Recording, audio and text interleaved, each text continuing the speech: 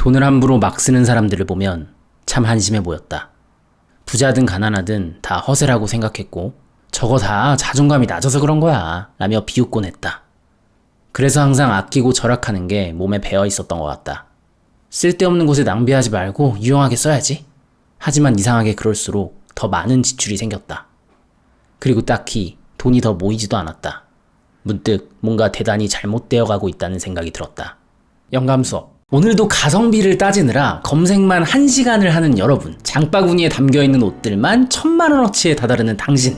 사실 내 이야기. 우리는 많은 돈을 모으기 위해 진짜 사고 싶고 하고 싶은 것을 참는 데 익숙합니다. 난 부자가 아닌데 당연히 그렇게 살아야지, 이런 생각이 드시나요? 근데 여기 이 책에 돈을 미친 듯이 소비하고 사고 싶은 거, 하고 싶은 것에 아낌없이 쓰면서도 그만큼, 아니 그 이상으로 부자가 된 사람이 있습니다. 이 책은 14만원이에요. 정확히 말하면 정가는 12,000원에 불과하지만 저는 호갱처럼 14만원을 주고 샀습니다.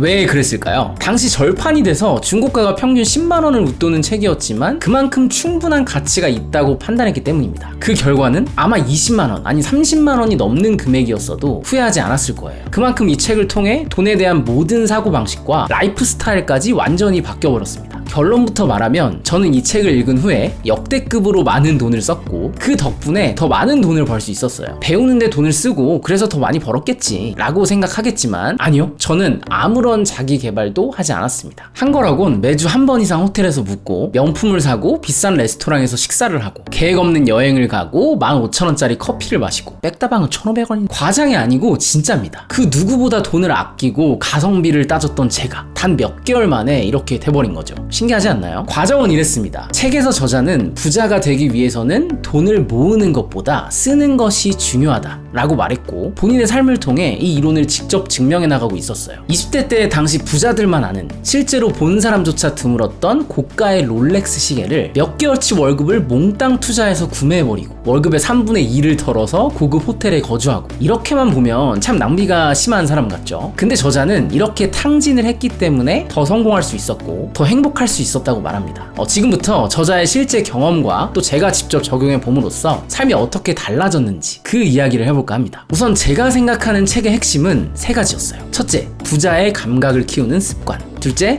돈의 기분 좋은 순환. 셋째, 욕망에 걸맞는 사람. 첫 번째, 부자의 감각을 키우는 습관은 돈을 쓰는 것을 단순 지출이나 낭비로 보지 않는 겁니다. 내가 지금 돈이 많지 않더라도 언젠가 그렇게 될 거라 확신하는 것. 그래서 지금 당장 부자처럼 풍요로움을 체험해보는 것. 언뜻 그냥 부자인 척하는 허세로 보일 수 있겠지만 원하는 것을 하고 갖고 싶은 것을 탐하는 데 있어서 그것이 사치와 허세로 남느냐, 아니면 부자의 감각을 키우는 습관으로 만드느냐. 오늘 내가 쏜다! 결국 태도에 달린 문제라는 거죠. 저자는 갖고 싶은 물건이나 하고 싶은 일을 하는 데 있어서 망설임 없이 많은 돈을 소비했지만 그래서 더 열심히 일할 수 있는 동력을 얻었습니다. 롤렉스 시계를 손목에 차고 있으면 이미 성공한 사람처럼 느껴지면서 일에 대한 열정이 자동적으로 솟아올랐다고 해요. 그래서 저도 한번 해봤습니다. 평생 10,000얼마짜리 지갑만 갖고 다니다가 명품 지갑을 한번 사보고 매일 점심은 편의점 도시락으로만 때웠었는데 일부러 고급 레스토랑도 자주 가고 그냥 아무 의미 없이 그렇게 했다면 딱히 달라지는 건 없었을 거예요. 하지만 나는 앞으로 부자가 될 거니까 지금부터 충분히 누려보는 거야, 이렇게 생각하니까 자연스럽게 일에 대한 의욕도 더 생기고 일상이 훨씬 설레고 재밌게 다가왔던 것 같아요. 그리고 무엇보다 앞서 얘기했던 것처럼 결과적으로 더 많은 돈을 벌었습니다. 내가 원하는 걸 충분히 사고 먹고 하니까 기분이 좋아지고 그래서 그 기분 좋은 상태로 재밌게 일하고 당연히 성과가 좋을 수밖에 없었던 거죠. 자, 두 번째, 돈의 기분 좋은 순환. 우리는 돈을 쓴다고 하면 내 잔고가 줄어들고 미래에 도움이 되지 않는 다소 부정적인 것으로 인식하는 경우가 많습니다. 근데 사실 소비 자체는 굉장히 좋은 거거든요. 이 사회에, 그리고 많은 사람들에게 아주 큰 도움이 돼요. 이게 무슨 말이냐고요? 예를 들면 이런 거예요. 당신이 옷가게에서 옷을 삽니다. 그럼 우선 사장이 돈을 벌겠죠. 그리고 직원과 알바생은 당신이 사장에게 준 돈 덕분에 월급을 받을 수 있는 거고요. 또 그 금액의 일부는 자재를 생산하는 공장, 중간 도매상, 택배업체, 택배 기사님까지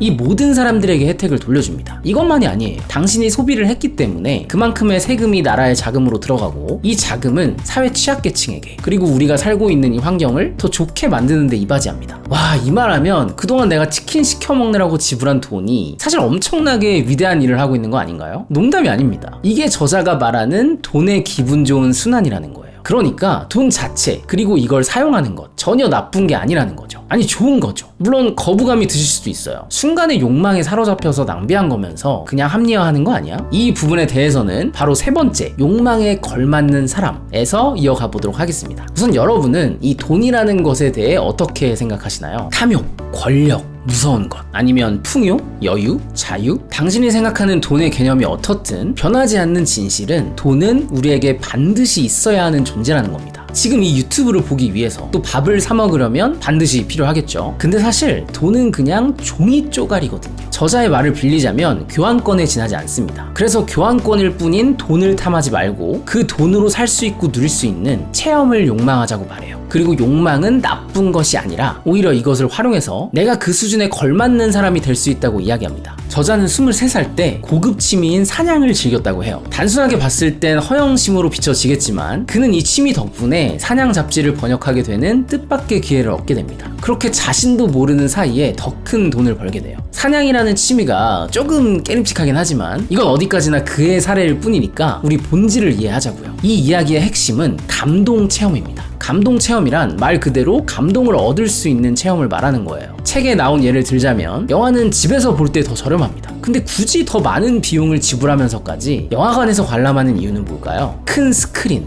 웅장한 사운드, 팝콘과 콜라, 같이 웃고 우는 사람들과 함께하는 재미. 이게 바로 감동 체험입니다. 저 같은 경우에는 분위기 좋은 카페를 갑니다. 솔직히 집에서 내려 먹어도 되거든요. 그런데 일부러 카페를 가요. 스벅도 자주 가지만 커피 한 잔에 6,000원, 7,000원, 심지어 10,000원까지 하는 곳도 자주 가는 편이에요. 돈이 많냐고요? 저 요즘 그지입니다. 그냥 좋거든요. 인테리어도 좋고 통창으로 보이는 뷰도 좋고 사람 냄새, 감미로운 음악 다 좋아요.